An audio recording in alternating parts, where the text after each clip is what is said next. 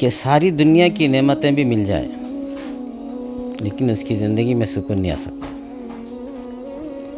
دنیا تو دنیا چھوڑیے، آخرت کی نعمتیں بھی مل جائے تو بھی سکون نہیں آ سکتا.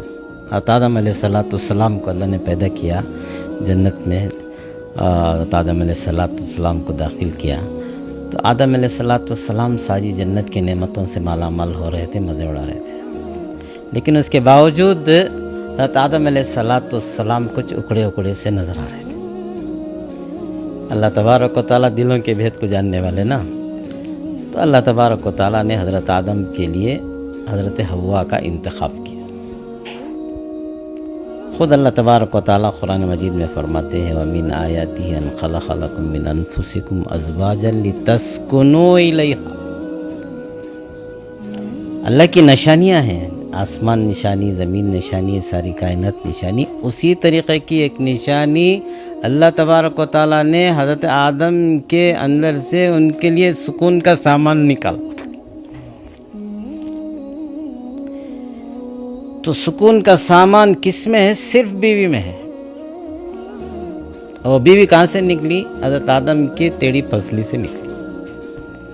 اس کے علاوہ کہیں سکون آپ کو نہیں ملے گا. ساری دنیا کنفیوز ہے، وہ عورتوں میں تلاش کر رہی ہے. عورت اور بیوی میں فرق سمجھ میں آ رہا ہے آپ کو؟ اللہ اکبر. یعنی عورت اور بیوی میں فرق ہے. بیوی وہ جو اس کی پسلی سے نکلے گی، عورت وہ جو دوسرے کی پسلی سے نکلے گی. دوسرے کی پسلی سے نکلے اور مجھے سکون پہنچائے، یہ کیسے ہو سکتا ہے؟ ناممکن سی بات ہے. تو یہ دنیا کنفیوز ہے. عورتوں میں جو ہے سکون تلاش کر رہی ہے. سکون تلاش صرف عورت کس کو کہتے ہیں؟ یہ جو ہے اپنی نفسانی خواہشات پوری ہو گئی بس یہ سمجھتے ہیں، حالانکہ نفسانی خواہشات میں سکون نہیں ہے. اور اپنی عورت کو چھوڑ کر دوسری عورت، اپنی بیوی کو چھوڑ کر دوسرے سے اگر انہیں سکون حاصل کرنا چاہے، کسی بھی طریقے کا فائدہ اٹھانا چاہے تو ناممکن سی بات ہے. اسی لیے جو ساری دنیا پریشان ہے آج. مغربی ممالک تو بے حد پریشان ہے. اتنے پریشان کہ جب وہ جوان رہتے ہیں تو ایسے ویسے گزر جاتی ہے. جب ان کے اوپر بڑھاپا طاری ہوتا ہے، جب جو ہے کسی کی سہارے کی ضرورت ہوتی ہے، اس وقت لاچار ہو کے ایسے وہ کنفیوز ہے کہ ایسے ہوتے ہیں وہ، یہاں تک کہ ان کا دماغ جو ہے اپنے اس سے جو ہے باہر ہو جاتا ہے اور اپنی جائیداد کو کتوں کے حوالے کر کے وہ خودکشی پر مجبور ہے.